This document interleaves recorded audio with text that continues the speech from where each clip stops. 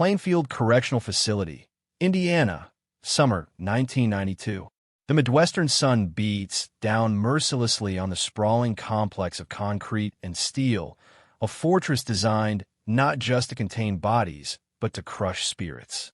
Heat radiates from the walls, turning the air inside into a viscous soup of humidity and human misery. Every breath feels labored, every movement an effort against the oppressive weight of confinement. The distant hum of cicadas outside mocks the silence within, where the only sounds are the rhythmic clang of gates, the muffled shouts of men pushed to their limits, and the occasional, heart-stopping scream that echoes down the tiers like a warning from the abyss. Mike Tyson arrives in this inferno shackled and subdued, a far cry from the godlike figure who once strode into boxing rings to the thunderous applause of thousands. At 26, he had already etched his name into history as the youngest heavyweight champion ever, a prodigy from the mean streets of Brooklyn who rose through sheer, terrifying will. His fights were events, cultural phenomena that drew millions in pay-per-view revenue, where opponents crumbled under the onslaught of his peak boost style, a whirlwind of hooks and uppercuts delivered with predatory precision. He was Iron Mike, the baddest man on the planet, whose mere presence in a room could silence conversations and induce fear. Private jets ferried him between opulent mansions. Entourages of yes-men and hangers-on catered to his every desire. Women and wealth flowed like rivers. His name alone was a weapon, intimidating foes before the bell even rang. The fall came swiftly and spectacularly. Accusations of assault against a young woman led to a trial that captivated the nation, splitting public opinion between those who saw him as a victim of circumstance and those who viewed him as a monster unmasked. Tyson protested his innocence vehemently, his voice raw with frustration in court, but the jury deliberated and returned a guilty verdict. 6 years in prison. The gavel's crack resonated like a knockout punch he never saw coming. Overnight, the dazzling neon of Las Vegas strip lights gave way to the cold, unyielding fluorescence of an Indiana state prison. The man who had commanded arenas packed with screaming fans now faced the impersonal bureaucracy of incarceration, his identity reduced to a number stamped on a file. Inmate number 922335. The transition was a brutal assault on his psyche, more punishing than any opponent he had faced in the ring. Administrators, aware of the powder keg that housing such a high-profile inmate represented, immediately segregated him in protective custody, a euphemism for solitary confinement intended to prevent both attacks on him and outbursts from him. His cell measured 6 feet by 9, a coffin of cinder block with a thin mattress on a metal slab, a combination sink toilet unit that offered no illusion of privacy, and a narrow slit of a window high on the wall that allowed only a teasing glimpse of the outside world. 23 hours a day locked inside, with 1 hour allotted for exercise and a chain-link enclosed walkway that felt more like a zoo exhibit than recreation. In this isolation, Tyson confronted a void deeper than any he had known. The constant adoration that had surrounded him vanished, replaced by the oppressive weight of his own thoughts. Books became his salvation and his sparring partners. He requested volumes on philosophy, history, and strategy, devouring them with a hunger that surprised even the guards. Malcolm X's autobiography resonated with his sense of systemic injustice, fueling late-night reflections on power and oppression. Sun Tzu's The Art of War provided blueprints for mental combat, teaching him to choose battles wisely in a world where every interaction carried stakes. Machiavelli's The Prince offered cold lessons in manipulation and survival, mirroring the intricate politics of prison life. He meditated for hours, attempting to chain the rage that had always been his greatest weapon and his deepest flaw. Former cellmates in adjacent units later recalled hearing him murmur passages aloud, his voice a low rumble that carried through the vents like distant thunder. Yet solitude exacted its price. The man who thrived on energy from crowds now endured endless hours with only the echo of his footsteps and the drip of a faulty faucet for company. Sleep came fitfully, haunted by dreams of glory and nightmares of loss. Physically, the decline was inevitable without access to proper training facilities. His routine devolved into repetitive bodyweight exercises, push-ups until his chest burned, sit-ups that carve his abs into steel despite the poor diet, shadowboxing in the cramped space where every punch risked grazing the wall. His once lightning hand speed slowed imperceptibly at first, then noticeably. His timing, that intuitive sense that allowed him to slip punches by fractions of an inch, began to rust. Boxing pundits outside, speculated in magazines and talk shows, had 3 years without sparring, without world-class coaching, irreparably dulled the edge that made him unbeatable. Tyson felt it in his muscles, a subtle betrayal by the very body that had been his fortune. Prison demanded a reinvention of self that clashed violently with his instincts. In the ring, success came from controlled explosion, fury unleashed in bursts that overwhelmed opponents. Here, that same fury could mean death or decades added to his sentence. Jail politics was a shadowy dance of respect, power, and survival.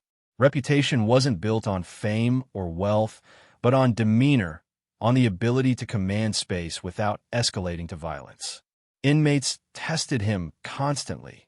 Subtle stares in the mess hall, whispered comments about his shrinking physique or lost luxuries, probes into the details of his conviction designed to provoke. Guards watched with a mix of wariness and curiosity, knowing one misstep could ignite the entire facility. Tyson navigated this minefield with a restraint that would have been unthinkable in his younger days. He spoke softly when he spoke at all, his voice a measured baritone that carried authority without volume. A single look could end a conversation. A slight shift in posture conveyed threats no words needed to articulate. Former inmates recounted instances where he diffused tensions with humor or indifference, turning potential confrontations into nothing. This was discipline of a new order, self-mastery in the face of endless provocation. Paradoxically, the regimented horror of prison life imposed a structure missing from his chaotic celebrity existence. Freed from the parasites who had leached off his success, promoters, enablers, fair-weather friends, Tyson adhered to a simple cadence. Wake at dawn's first light filtering through the slot, eat the bland tray slid through the door, exercise until exhaustion, read until his eyes burned, sleep when darkness fell. This simplicity bred clarity. He explored Islam more deeply, finding solace in its disciplines, and delved into other faiths, searching for meaning beyond the violence that had defined him. Guards, initially skeptical, grew respectful as they observed his transformation. Not the broken man they expected, but one forging himself anew in the crucible of confinement. Tension, however, was the prison's lifeblood, a constant undercurrent ready to erupt. Inmates viewed Tyson through dual lenses, off of the legend who had demolished giants like Trevor Berbick and Larry Holmes in minutes, an opportunity for those seeking to elevate their status by toppling him. Common areas became stages for subtle power plays, cornering him during rare library visits, staring during meals, murmuring about his soft life before. Tyson absorbed it, responding with calculated indifference or a stare that promised consequences. He understood the calculus: retaliate too soon and invite endless challenges, ignore too much and become prey. The breaking point arrived with a stabbing in the yard, a sudden flash of improvised steel, a gurgling cry, blood spreading across the asphalt like spilled ink.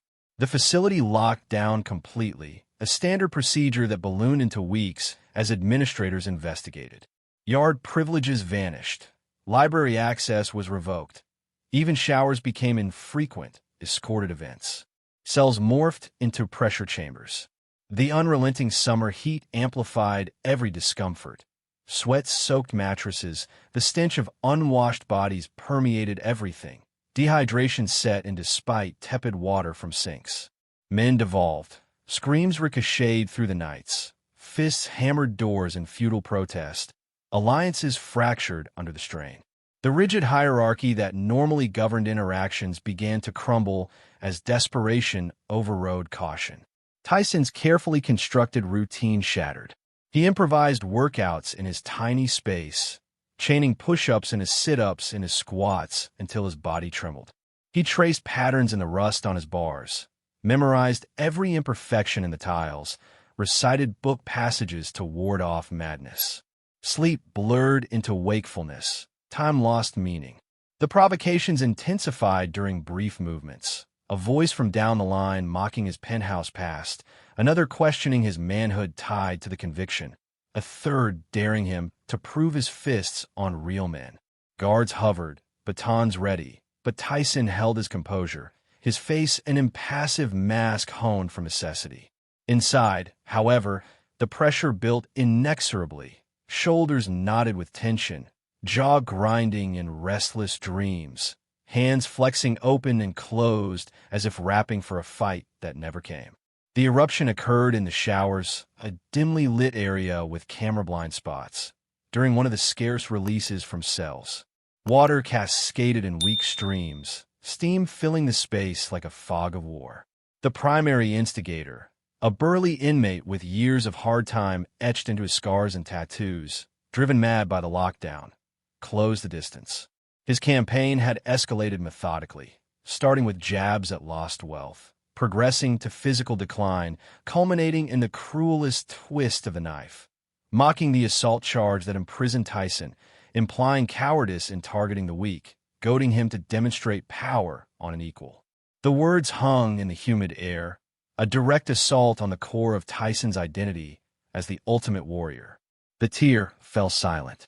Inmates paused, soap forgotten. Guards lingered at the periphery, response unnaturally delayed. Tyson turned beneath the spray, water tracing paths down his braided hair and chiseled frame. For an eternal second, the world contracted. The drip of faucets, the echo of taunts, the thunder in his pulse. His chest expanded in a single, deliberate breath. Then he unleashed a solitary right cross, launched with the flawless mechanics of his prime. Feet planted, hips torquing, shoulder extending, fist accelerating in a tight, devastating arc. The connection was cataclysmic. Over 1,200 pounds of condensed force, striking the jaw with pinpoint accuracy. The man's head whipped backward violently, teeth dislodging in a grisly spray, his body collapsing in slow motion. Knees buckling, torso following, skull impacting the tile with a sickening thud.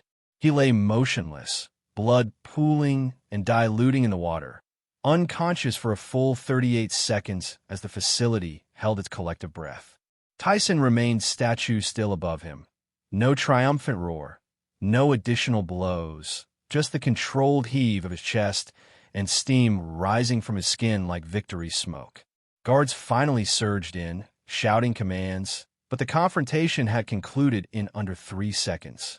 Medical examination revealed the extent of the devastation. 14 stitches to close facial gashes, 2 teeth ejected entirely, a depressed fracture of the zygomatic bone necessitating reconstructive surgery and leaving permanent nerve damage. Forensic analysis later confirmed the punch's power matched Tyson's documented peak, a marvel of preserved muscle memory despite years of suboptimal conditions. Consequences followed, but tempered. The warden summoned him, the air thick with implication. 30 days in solitary, loss of privileges, a slap compared to what retaliation could have warranted. Internal reports hinted at mitigation. The victim's prolonged campaign of harassment, documented in incident logs, painted him as the architect of his fate. Within the prison's ecosystem, the shift was seismic. Provocations evaporated. Stares evolved into nods of deference. The yard cleared paths when Tyson appeared. Even guards addressed him with newfound caution. His reputation, forged in fire and proven unbreakable, granted a hard-won tranquility. He returned to his studies with renewed focus, the internal tempest quelled by one external release. Released in 1995 after 3 years served, Tyson emerged transformed yet eternal. The comeback trail awaited, fights against Holyfield, renewed fame, further controversies, but the shower incident lingered as unspoken lore. Promoters alluded to it subtly in hype.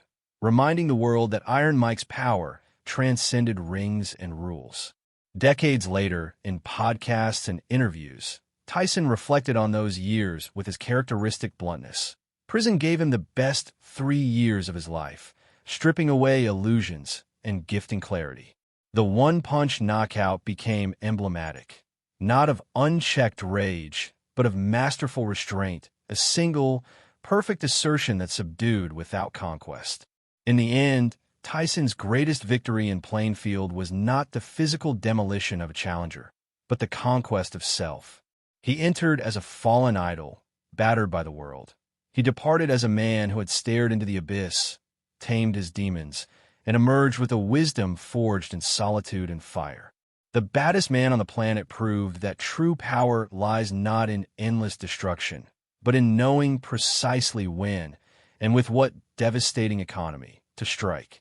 Welcome to Tales of the Famous, where the mightiest battles are fought in silence. If this forge of iron will seize your imagination, smash that like with Tyson's force, subscribe, and activate the bell for deeper dives into legend, and share this saga with those who understand true strength. Comment, does 3 years of iron restraint amplify the legend of that single punch? Next, the gladiator who defied surrender and forfeited his soul. This is Tales of the Famous. Some crowns are invisible, some knockouts eternal.